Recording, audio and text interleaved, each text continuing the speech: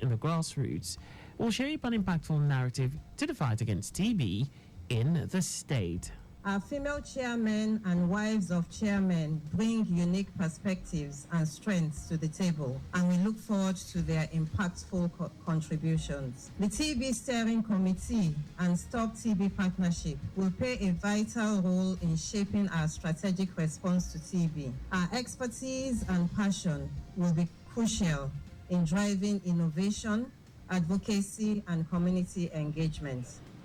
The World Health Organization's Global Tuberculosis Report of 2023 estimated that there were 479,000 people with TB disease in Nigeria in 2023 and over 18,000 Lagosians with TB. Lagos State Government, through the Ministry of Physical Planning and Urban Development, has hosted a summit to celebrate the World Habitat Day, aimed at raising awareness, creating motivation, and promoting initiatives concerning the condition of human settlement globally. Speaking at the event with the theme, Engaging Youth to Create a Better Urban Future, Governor Babajide Sanwo-Olu, who was represented by the Secretary to the State Government, Abimbola Salunde, reaffirmed the state's efforts in ensuring inclusive and sustainable youth involvement in promoting a better urban future and making Lagos safe. The governor said rapid urbanization and population expansion in the state requires intensified focus, as stated in the United Nations Sustainable Development Goals SDGs 11, to create a better environment for all. Rapid urbanization, housing shortages, population growth, and environmental challenges present significant hurdles. To effectively address these issues, we must harness the ingenuity of our youth, providing them with opportunities to lead and innovate. Earlier, Commissioner for Physical Planning and Urban Development, Olumide Oloyinka, said the event resonates with Governor Babajide Sanwo-Olu's administration's efforts to create a safe, secure, and inclusive government. According to him, in a bid to create an enabling environment for youth engagement, the administration has come up with various initiatives, including the Lateef Jakonde Leadership Academy and other youth-focused programs, encouraging young ones to take ownership of their environment. Engaging the youth in urban development is not just a policy choice, it is a necessity. It ensures that the cities we build today will be adaptable, resilient, sustainable for generations to come. Moreover, as we engage young minds, we continue to tap into a reservoir of innovation that can address the most pressing urban challenges in unique and effective ways. Highlights of the event was a drama presentation and debate by some secondary school students on combating social vices and building sustainable cities. Lagos State Government is joining the rest of the world to mark the year 2024 Cyber Security Awareness Month with a challenge to all to prioritize online safety. Commissioner for Innovation, Science and Technology, Tumosun Alake, said the government will celebrate the 2024 Cyber Security Awareness Month to highlight the growing importance of cyber security in the daily lives of individuals and businesses. He said activities for the month-long event aim to spotlight cyber security best practices and rally everyone to combat cyber threats as they take important steps every day to secure their world and stay safe online. The Cyber Security Awareness Month 2024, with the theme Secure Our World, which runs through October, is a call to action by the government for all residents and organizations to protect themselves and businesses from online dangers with simple, effective steps. The Lagos State House of Assembly has handed down an indefinite suspension to the chairman of Alimosho local government area, Jalili Sulaiman. The lawmakers at plenary resolved that the vice chairman of the council, Akinpalu Johnson, should take over the running of its affairs. The chairman was suspended in a unanimous vote by lawmakers over an alleged non-compliance, defiance, and unyielding attitude to the Legislative House. Moving a motion for his suspension, Chairman of the House Committee on Local Government Administration and Chieftaincy Affairs, Sani Okolawon, recalled that in April, pandemonium broke out in the Iyanokpaja axis of Alimosho local government, leading to the death of one Michael Ajayi Okolawon, whose committee was saddled with the responsibility of investigating the cause of the pandemonium. Said it was discovered that Jalili masterminded the chaos and all stakeholders involved in the issue were invited, but Jalili had continued to show acts of misconduct to the committee of the House.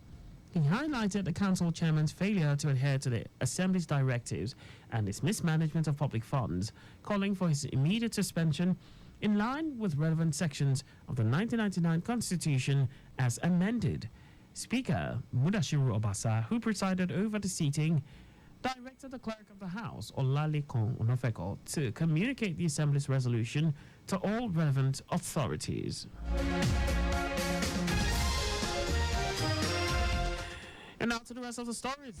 The International Organization for Migration, IOM, is releasing more than $1.8 million to address the urgent needs of people affected by floods across Nigeria.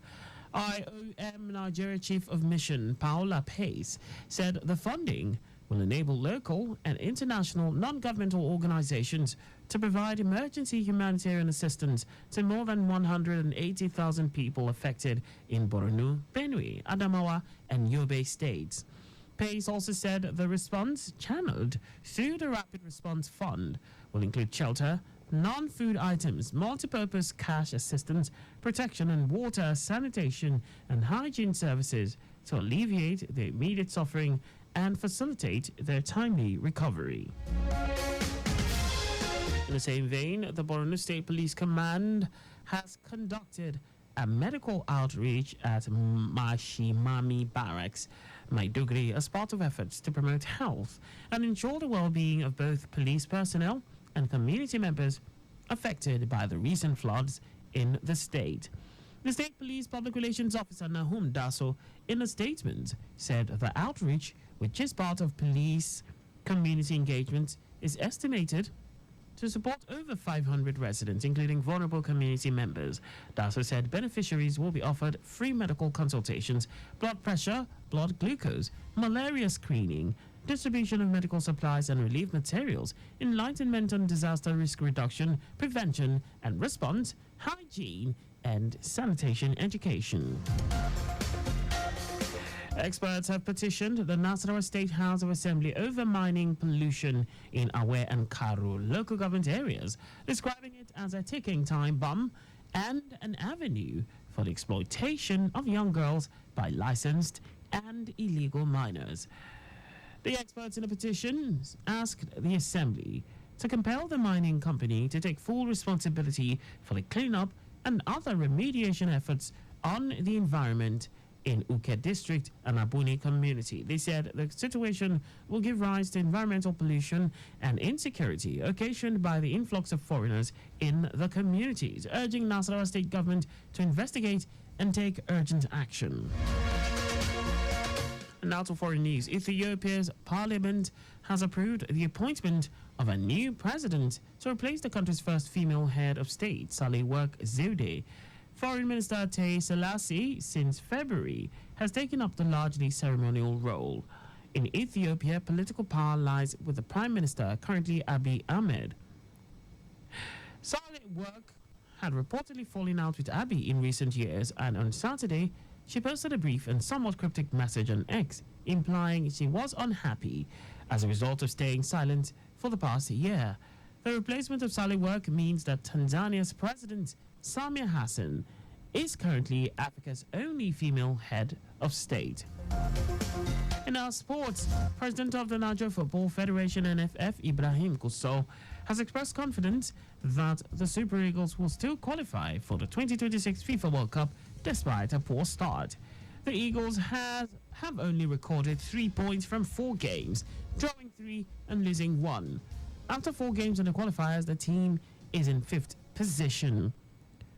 Kosau, while outlining his achievements as NFF president, said the current coach is going to invite some local players to camp, while some other foreign players will be invited later during the FIFA window. He added that the NFF has plans to commence grooming some young female players from the local league and inject them into the Super Falcons. And that's all for the news at 6. Just before we go, maintain adequate distance from the vehicle ahead of you to avoid collision. You can follow us and like all our various social media platforms on X at Traffic Radio 961, Facebook Lagos Traffic Radio 96.1 FM, Instagram Lagos Traffic Radio 961. Subscribe and watch our news and programs live on YouTube at Traffic Radio 961. You can also visit our website on www.trafficradio961.ng. Did you know that the Sanwo-Olu administration supplied 86,000 dual furniture sets to 775 public schools? You can get more details on the Lagos State Government website. To end the news, here are the highlights of the major stories.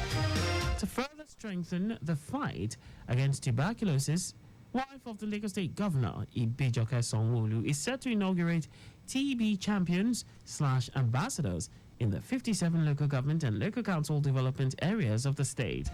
The International Organization for Migration, IOM, is releasing more than $1.8 million to address the urgent needs of people affected by floods across Nigeria. We also told you that Ethiopia's parliament has approved the appointment of a new president to replace the country's first female head of state, Saliwork Zewde.